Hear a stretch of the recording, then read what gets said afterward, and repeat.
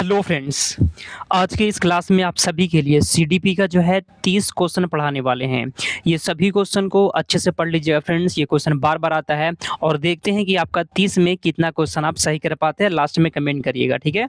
तो चलिए क्लास को स्टार्ट करते हैं फ्रेंड्स। आज के यहाँ पे पहला क्वेश्चन है कि विविध पृष्ठभूमि के शिक्षार्थियों को संबोधित करने के लिए एक अध्यापक को क्या करना चाहिए। कमेंट करिए। पहला का सही जवाब क्या होगा आपको बता दें फ्रेंड्स। अगर आप टेलीग्राम से जुड़ना चाहते हैं तो डिस्क्रिप्शन में लिंक दिया गया है, आप क्लिक करके जुड़ सकते हैं, ठीक है। चलिए पहला क्वेश्चन यहाँ पे कि विविध पृष्ठभूमि के शिक्षार्थियों को संबोधित करने के लिए एक अध्यापक को क्या करना चाहिए फ्रेंड्स।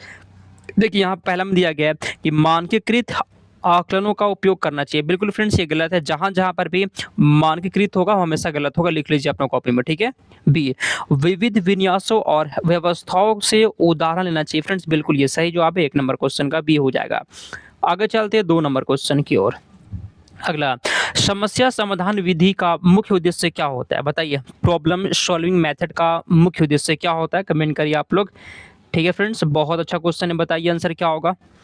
बी पढ़िए, समाज की समस्याओं को सीधे समाधान ढूंढना। केवल परीक्षा गलत हो जाएगा। निष्क्रिय श्रोता बनाना, निष्क्रिय हमेशा गलत होता है, ये भी कट गया। ए पढ़िए, विद्यार्थियों को प्रशिक्षण देना तथा सदृश्यताओं के इस्तेमाल को बढ़ावा देना। बिल्कुल फ्रेंड्स ऑप्शन नंबर यहाँ पे ए हो जाएगा, ठीक है।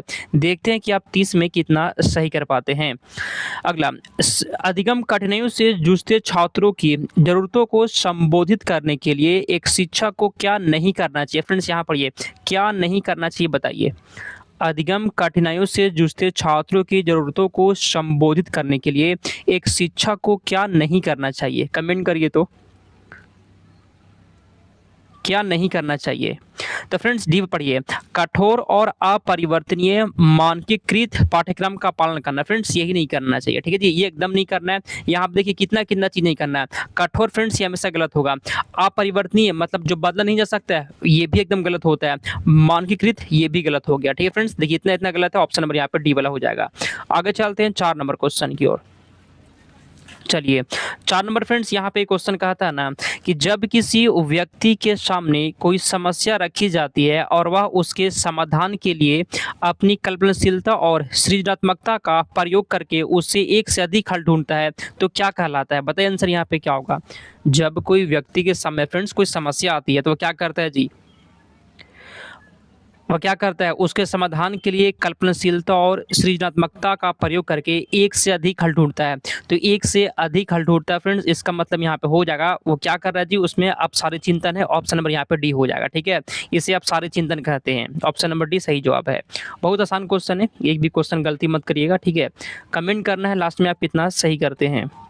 अगला, संप्रत्यय मतलब कॉन्सेप्ट के बीच संबंध खोजना अध्यापन अधिगम का सबसे प्रभावशाली माध्यम है, यह किसमें दिखाई देता है, पास का बताइए। तो संप्रत्ययों के बीच संबंध खोजना अध्यापन अधिगम का सबसे प्रभावशाली माध्यम है, यह किसमें दिखाई देता है, पास का बताइए। रटने की प्रवृत्ति में गलत हो जाएगा। केवल परीक्षा गलत। पृथक्करण फ्रेंड्स ये भी गलत हो जाएगा, आंसर डी। आत्मसातीकरण, समायोजन और संतुलनकरण में ऑप्शन नंबर यहाँ पे डी है। अगला क्वेश्चन 6, एक अध्यापिका को किसी कार्यकलाप में छात्रों की विभिन्न त्रुटियों का विश्लेषण क्यों करना चाहिए, बताइए। एक अध्यापक को जो है ना छात्रों की त्रुटियों का विश्लेषण क्यों करना चाहिए, कमेंट करिए। तो बी पढ़िए, ताकि वह बच्चों को डांट सके, बिल्कुल गलत है। त्रुटियों के आधार पर वह छात्रों को पूरी तरह अलग कर सके, बच्चों को अलग कर दें क्या, नहीं। ये पढ़िए, क्योंकि त्रुटियों की समझ अध्यापन अधिगम प्रक्रिया के लिए अर्थपूर्ण होती है, बिल्कुल सही जवाब ऑप्शन नंबर ए हो जाएगा। आगे चलते हैं 7 नंबर क्वेश्चन। अधिगम को सीखने का एक मुख्य कारक और सीखने की अनिवार्य स्थिति किसे माना जाता है जो जीवंत प्रयास से जुड़ी है। क्वेश्चन को फिर से पढ़ते हैं। अधिगम को सीखने का मुख्य कारक और सीखने की अनिवार्य स्थिति किसे माना जाता है, कमेंट करिए। तो 7 का आंसर, दंड को, लालच को, केवल परीक्षा को नहीं। आंसर यहाँ पे हो जाएगा डी, अभिप्रेरणा को, मोटिवेशन को। आगे चलते हैं 8 नंबर। आसान क्वेश्चन ये सब सही होना चाहिए। बच्चों के मानस या संज्ञान पर शर्मिंदगी का कैसा प्रभाव पड़ता है? बच्चों के फ्रेंड्स संज्ञान पर जो है शर्मिंदगी का कैसा प्रभाव पड़ता है? सकारात्मक प्रभाव पड़ेगा क्या शर्मिंदगी का? नहीं, गलत हो जाएगा। कोई प्रभाव नहीं पड़ता है, गलत हो जाएगा। डी पढ़िए, संज्ञान पर नकारात्मक प्रभाव पड़ता है और बच्चे अधिगम में पीछे रह जाते हैं। ऑप्शन नंबर यहाँ पे डी है। आगे चलते हैं 9 नंबर। ब्रूनर के अनुसार किस सिद्धांत को संरचनात्मक अधिगम सिद्धांत या अन्वेषण सिद्धांत के नाम से भी जाना जाता है? किस सिद्धांत को बताइए?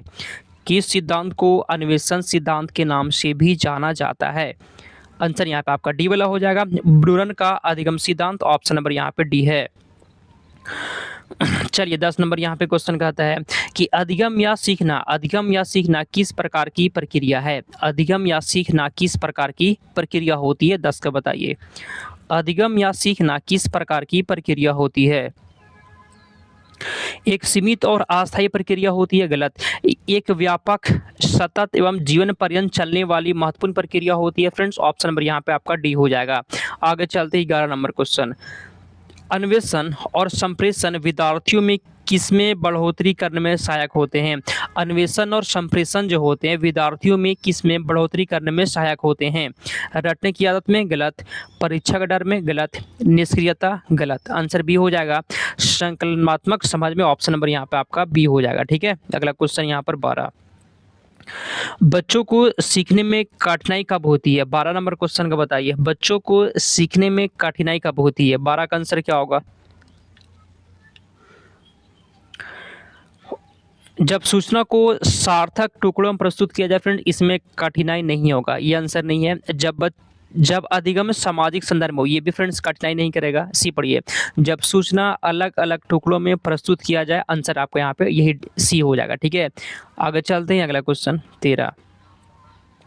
अधिगम की सर्वोत्तम अवस्था कौन सी मानी जाती है? अधिगम लर्निंग की फ्रेंड्स सबसे अच्छा अवस्था कौन सी मानी जाती है? ऑप्शन ए, उच्च उत्तेजना और उच्च भय। भय फ्रेंड्स बिल्कुल भी नहीं होना चाहिए, ये गलत हो जाएगा। ठीक है, कोई उत्तेजना नहीं, कोई भय नहीं, ये भी गलत है, ये भी फ्रेंड्स गलत हो जाएगा। मध्यम उत्तेजना होना चाहिए और कोई भय नहीं होना चाहिए। बिल्कुल सही जवाब है, ऑप्शन नंबर यहाँ पे आपका सी सही जवाब है। अगला क्वेश्चन 14 नंबर। बच्चों के विकास की व्यक्तिगत विभिन्नताओं को किस पर प्रतिरूपित किया जा सकता है? बताइए, बच्चों के विकास की व्यक्तिगत विभिन्नता को किस पर प्रतिरूपित किया जा सकता है? केवल आनुवंशिकता पर, गलत हो जाएगा। केवल आनुवंशिकता या फिर केवल पर्यावरण रहेगा, दोनों गलत हो जाएगा। ठीक है, दोनों होना चाहिए साथ में, बी भी गलत है। सी पढ़िए, आनुवंशिकता और पर्यावरण की पारस्परिकता पर, बिल्कुल ही सही जवाब फ्रेंड्स। देखिए, आनुवंशिकता और पर्यावरण दोनों होना चाहिए। ठीक है, आगे चलते हैं अगला क्वेश्चन 15। अपने विचारों, भावनाओं और व्यवहार को सफलतापूर्वक प्रबंधित और नियंत्रित करने की क्षमता क्या कहलाती है? कमेंट करिए तो, अपने विचार और अपनी भावना को, ठीक है फ्रेंड्स, कमेंट करिए। नियंत्रित करने की क्षमता, ये भी नहीं फ्रेंड, निष्क्रियता भी नहीं होगा। देखिए आंसर यहाँ पे डी हो जाएगा। इसे क्या बोलते हैं? स्व विनियमन या फिर स्व नियंत्रण। ऑप्शन नंबर डी आपका बिल्कुल सही जवाब है। आगे चलते हैं 16 नंबर क्वेश्चन की ओर। ठीक है फ्रेंड्स, ठीक है, एक लाइक आप सभी को कर देना है और चैनल को सब्सक्राइब करके जुड़े रहिए एग्जाम तक। ठीक है, चलिए अगला क्वेश्चन यहाँ पर 16। प्राथमिक स्तर पर मूल्यांकन पद्धति में का मुख्य लक्षण क्या होना चाहिए? प्राथमिक स्तर पर मूल्यांकन पद्धति का मुख्य लक्ष्य क्या होना चाहिए? मूल्यांकन क्यों होना चाहिए? जिसका लक्ष्य क्या है बताइए आंसर। छात्रों को पास और फेल में बांटना, गलत हो जाएगा। उच्च अंक प्राप्त करने वाले को पुरस्कार देना, ये भी गलत है। कमजोर छात्रों को विद्यालय से बाहर करना, ये भी गलत हो जाएगा। ऑप्शन नंबर है विद्यार्थियों की जरूरतों और आवश्यकताओं की पहचान करना। ऑप्शन नंबर यहाँ पे ए है। चलिए 17 नंबर। रूसी वैज्ञानिक ले वाइगोस्की ने बच्चों की बुनियादी बातें सीखने में मदद के लिए किस तकनीक या विचार को दिया है? 17 का बताइए। आंसर फ्रेंड्स यहाँ पे आपका डी हो जाएगा, स्कैफोल्डिंग या ढांचा। स्कैफोल्डिंग या ढांचा फ्रेंड्स, ये ढांचा याद कर लीजिएगा। ऑप्शन नंबर डी आपका सही जवाब है। ये स्कैफोल्डिंग कौन दिया जी? वाइगोस्की का दिया हुआ है। ठीक है, चलिए आगे चलते हैं 18 नंबर क्वेश्चन। चलिए, एक खेल क्रिया के दौरान चोट लगने पर रोहन के रोने पर उसके पिता कहते हैं कि लड़कियों की तरह व्यवहार ना करो, लड़के रोते नहीं हैं। पिता का यह कथन क्या दर्शाता है बताइए? रोहन जो है खेल रहा था, खेल लगने पे उसे चोट लगा तो रोने लगा, तो उसके पिता कहते हैं लड़कियों की तरह व्यवहार मत करो, लड़के रोते नहीं हैं। पिता का यह कहना क्या दिखाता है बताइए आंसर। आसान क्वेश्चन है और ये क्वेश्चन आता भी है। आंसर यहाँ पे आपका बी हो जाएगा। इसे क्या कहते हैं? लैंगिक रूढ़िवादिता कहते हैं। आंसर यहाँ पे आपका बी हो जाएगा। 19 नंबर, अमेरिकी वैज्ञानिक जॉन डीवी ने प्रगतिशील शिक्षा के अंतर्गत किन विधियों के प्रयोग पर बल दिया है? 19 का बताइए तो। 19 का आंसर यहाँ पे क्या है फ्रेंड्स? ऑप्शन नंबर ए हो जाएगा, समस्या विधि, क्रियात्मक विधि और project Vidhi. Option number A सही जवाब है। चलिए आगे चलते हैं 20 नंबर क्वेश्चन। अगला, लॉरेंस कोहलबर्ग के अनुसार किस स्तर पर लोग नैतिक मानकों को आंतरिक बनाना शुरू करते हैं और यह सामाजिक मानदंडों पर आधारित होते हैं? कमेंट करिए तो। लॉरेंस कोहलबर्ग के अनुसार किस स्तर पर लोग नैतिक मानकों को आंतरिक बनाना शुरू करते हैं और सामाजिक मानदंडों पर आधारित होते हैं? तो यहाँ पे फ्रेंड्स बहुत अच्छा क्वेश्चन है। ये आंसर इसका हो जाएगा पारंपरिक नैतिकता या मध्य स्तर पर। ऑप्शन नंबर बी आपका सही जवाब है। ठीक है फ्रेंड्स, एक लाइक कर दीजिएगा। ये पीडीएफ आपको मिलेगा टेलीग्राम चैनल पे। अगर आपको जुड़ना है तो डिस्क्रिप्शन में लिंक दिया गया। ठीक है। अगला, समाजीकरण की प्रक्रिया में परिवार किस रूप में काम करता है? परिवार बताइए। परिवार कमेंट करिए किसका आंसर। परिवार जो होता है फ्रेंड्स मुख्य अभिकर्ता होता है या फिर प्राथमिक समाजीकरण के रूप में होता है। परिवार ऑप्शन नंबर यहाँ पे सी हो जाएगा। 22 नंबर क्वेश्चन कहता है कि हार्वर्ड गार्डन के बहुबुद्धि सिद्धांत के अनुसार बुद्धि का स्वरूप कैसा होता है? बुद्धि का स्वरूप कैसा होता है? 22 का बताइए। गार्डनर के बहुबुद्धि सिद्धांत के अनुसार बुद्धि का स्वरूप कैसा होता है? जी कमेंट करिए आंसर। देखिए, बुद्धि एक स्वरूप एकांकी न होकर बहुकारकीय होता है और प्रत्येक बुद्धि एक दूसरे से अलग होती है। ऑप्शन नंबर यहाँ पे ए हो जाएगा। ठीक है। 23 नंबर क्वेश्चन, जीन पियाजे के अनुसार किस अवस्था में बालक निर्जीव वस्तुओं को सजीव समझने लगता है, उसमें आत्मकेंद्रितता का लक्षण प्रकट होता है? बताइए। जीन पियाजे के अनुसार किस अवस्था में बालक जो है ना निर्जीव वस्तुओं को सजीव समझने लगता है, जिसे क्या कहते हैं? इसी को जीववाद कहते हैं। ठीक है। यह किस अवस्था में होता है? कमेंट करिए फ्रेंड्स, बहुत अच्छा क्वेश्चन है, कमेंट करिए। तो यहाँ पे आंसर आपका हो जाएगा 23 नंबर क्वेश्चन का सी है, पूर्व संक्रियात्मक अवस्था में होता है। ठीक है। 24 नंबर। चलिए अगला क्वेश्चन, मानव विकास के संबंध में निम्नलिखित में से कौन सा कथन पूरी तरह से सत्य है? मानव विकास के संबंध में कौन सा कथन पूरा सत्य है? 24 का आंसर। मानव विकास, सुनिए फ्रेंड्स, मानव विकास बहुआयामी होता है जो बाहर और भीतर दोनों स्तर पर होता है। बिल्कुल सही जवाब है। मानव विकास जो है ना बहुआयामी होता है। चलिए 25 नंबर यहाँ पर क्वेश्चन है कि लेव वाइगोस्की का सामाजिक सांस्कृतिक दृष्टिकोण संज्ञानात्मक विकास में बच्चों के भाषा विकास को क्या मानता है? बताइए तो, बच्चों के भाषा विकास को क्या मानता है? चलिए 25 का बताइए आंसर। भाषा विकास में बाधक है, ये गलत बात है। भाषा का संज्ञान से कोई संबंध नहीं है, ये भी गलत बात है। भाषा संज्ञानात्मक विकास से एक महत्वपूर्ण औजार है, ये आंसर आपका हो जाएगा। ठीक है। बी आंसर आपका सही जवाब है। चलिए 26 नंबर, जीन पियाजे के अनुसार एक ऐसी मानसिक संरचना जिसका सामान्यीकरण किया जा सके उसे क्या कहा जाता है? 26 का बताइए।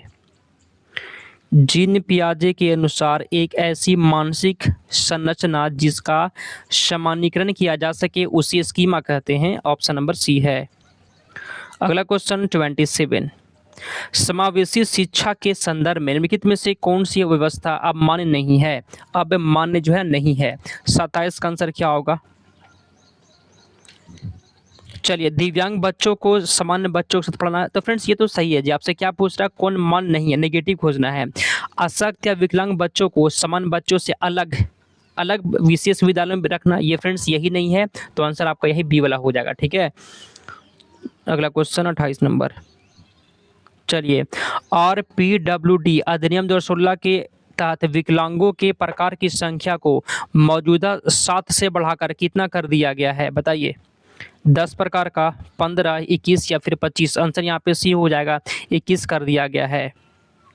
29 नंबर क्वेश्चन, जन्म से लेकर किशोरा अवस्था तक बच्चों में विकास का तार्किक क्रम पियाजे के अनुसार क्या होता है? बताइए।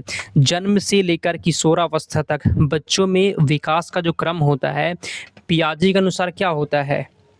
देखिए फ्रेंड्स, सबसे पहले संवेदीगामक होता है, फिर मूर्त संक्रियात्मक होता है, सॉरी संवेदीगामक होता है, पूर्व संक्रियात्मक होता है, मूर्त होता है, उसके बाद औपचारिक संक्रियात्मक होता है। ऑप्शन नंबर ए हो जाएगा आपका। लास्ट क्वेश्चन यहाँ पर है जी, गलती मत करिएगा, ठीक है। और लास्ट में बताना है कि आप कितना सही किए हैं। कोहलबर्ग के अनुसार नैतिकता के पारंपरिक स्तर के अंतर्गत अच्छा पारस्परिक संबंध चरण में नैतिकता किस आधार पर होती है? 30 का बताइए तो। चलिए फ्रेंड्स कमेंट करिए। अच्छा पारस्परिक संबंध चरण ये किस में होती है? कमेंट करिए 30 का आंसर। देखिए आप डी वाला पढ़िए, डी वाला फ्रेंड्स पढ़िए। किसी दिए गए समूह या परिवार के मानकों पर खरा उतरने या अच्छा लड़का अच्छी लड़की बनने पर। ऑप्शन नंबर यहाँ पे डी हो जाएगा। 30 में आप कितना सही कर दिए हैं और क्लास कैसा लगा बताइए। क्लास फ्रेंड्स अगर आपको अच्छा लगा है तो एक लाइक करिएगा और चैनल को सब्सक्राइब कर देना है, ठीक है। चलिए फ्रेंड्स समाप्त करते हैं, मिलते हैं अगले क्लास में। यह क्लास 2 बजे से होता है।